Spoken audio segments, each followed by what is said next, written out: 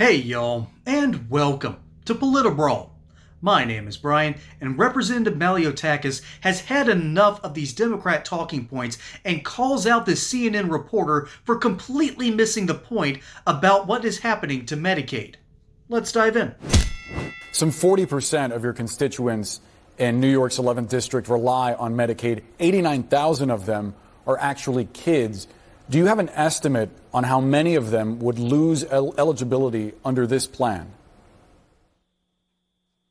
Under the current plan, they don't lose eligibility. I mean, again, we particularly made sure that we protected the people who Medicaid was meant for. The individuals who will have a problem are fraudsters, people in the country illegally, people who there'll be work requirements imposed who refuse to adhere to working. But if they're able-bodied and they have no dependents, then they should be contributing to society and working.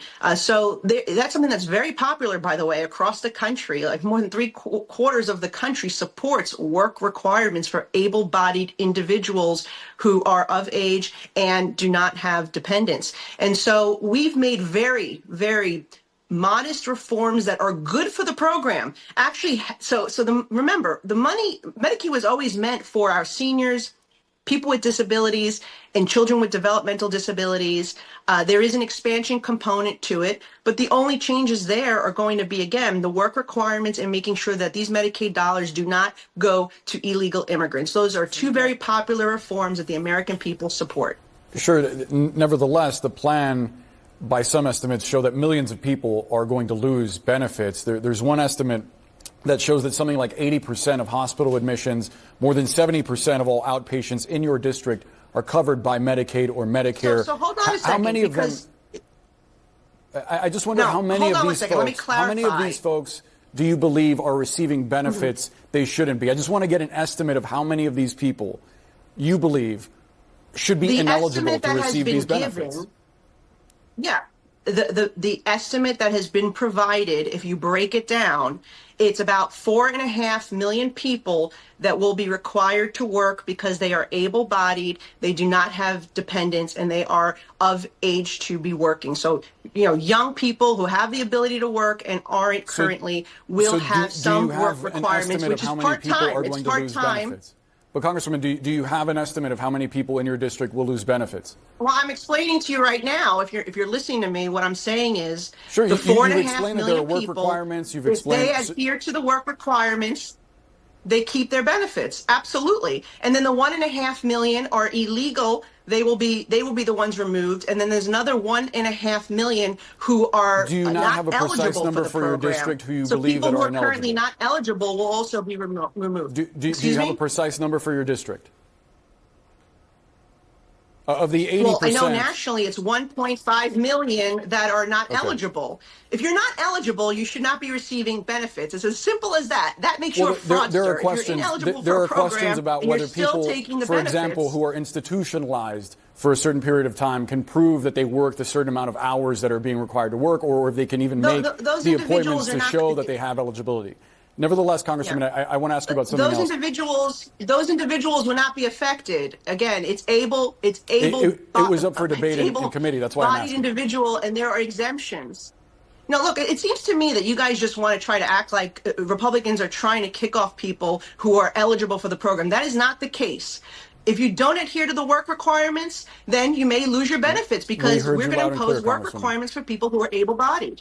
Ladies and gentlemen, you do not hate journalists enough. And when I say the word journalists, I'm talking about the people who barely have more than a surface level knowledge of what's actually going on and can actually, dig in deep to a story. That's what a real journalist is supposed to do. They're supposed to be able to dig deep. The people on CNN, those aren't real journalists. They aren't asking real questions. Their whole job is to make sure that the people that are watching their shows keep on getting outraged. In other words, it is designed to whip up into a frenzy rich white liberals who either A, don't have anything better to do, or B, aren't smart enough to look up answers for themselves, or C, for some reason have such a level of TDS, Trump derangement, or in this case, or in some cases, Elon derangement syndrome, that they will continue to go out of their way to protest and make as much noise as they possibly can, all because CNN is giving them a half-baked, half-truth of what's actually going on. What Malliotakis is talking about here is work requirements for Medicaid. That is not a tough ask. About half of the states in this United States of America have work requirements for you to take Medicaid. Okay? They ask that in order to ensure that if you are able-bodied, that you aren't under any disability for too long of a time, that if you have healed up, you're ready to go back into the workforce. This is not a tough ask, but Democrats will act like the world is coming to an end because you're saying, okay, you're an able-bodied person. The federal government is now asking, should we continue to subsidize you if you are not trying to go out there and earn a living for yourself? I think that is a good common sense solution to the steadily amounting problem that is the bloated Medicaid, Medicare, Social Security, whatever kind of welfare check that you receive from the federal government. And yes, Social Security and Medicare are by definition forms of welfare. Okay? Everyone pays taxes into it. It is by definition a government handout. Sometimes it's a good policy that works. Sometimes it's a policy that needs reforming. And in this case, Medicare and Medicaid, particularly Medicaid, can use some basic reforms. Apparently, we have over 71 million Americans who have used Medicaid, and that's a problem. Okay? 71 million, that's over 1 in 5. And that 1 in 5 number is based on projected Census Bureau data. By the way, the census also counts illegal immigrants. They don't count citizens. So it's at least 1 in 5. It's probably higher. That's right in between a quarter and about a quarter and a fifth right there. So that's a tough number to get down. But this Democrat reporter, this ridiculous hack, is asking about, well, what are the actual numbers in your district? That's not how this research works, buddy. No one in their right minds looks by district to figure out, ooh, this district in New York is going to receive a lot of cuts. We should fundamentally change federal policy to allow for that. That's not how any of this crap works. They take an aggregate of what happens across the entire country. That's what the Congress is supposed to do. That's what the federal government is for. If you want to talk about state policy, buddy, talk about that. But he won't, because he's trying to get Malliotakis to knock her off her game and ask about these specific numbers in her district. When I'm asking I'm asking not only why is that relevant, why do you think this is a smart vector of attack? No one in their right minds has this number on hand, no matter who is in charge of what district. Let me point out what's actually going on. The Republicans' proposed bill, that is about Medicaid, would impose work requirements on able-bodied Medicaid recipients, at least 80 hours per month, or require enrolling in an educational program for at least 80 hours, or some combination per month. That is 2 weeks of work. 2 weeks for an entire month. I think that's an okay ask for able-bodied Americans. But yet this CNN hack is out here asking, oh, what's it going to look like in your district?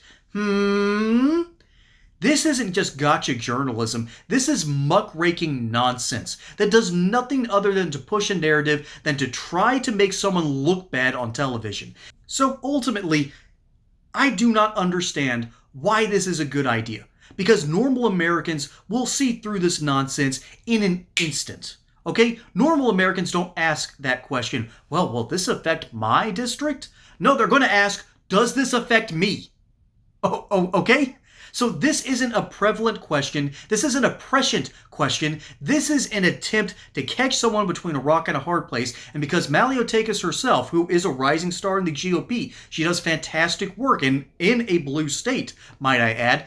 Reminder, CNN will will treat GOP stars with kid gloves, but they'll try and rake anyone underneath that star power, as they'll try to rake them through the coals as much as they can, because it's really a test of endurance. If you've made it to a certain point, you are given more softball questions because they are afraid of what happens when these star Republicans now come on their show and start telling the truth. Ultimately, that's going to make their viewers question a few things, but they know, CNN know the media landscape is changing. It's changing, and that is a good thing, ladies and gentlemen. They're finally required to report on what's actually happening in this country. They're trying to give a larger account because they know if they don't, they will become irrelevant in the next 10 years. And with muckraking nonsense like this, they deserve it. Folks, my name is Brian. Hope you enjoyed that segment here on Politibrawl. Don't forget to like and subscribe. Catch you on the next one. And until then, y'all have a good one. Fuck you, ABC.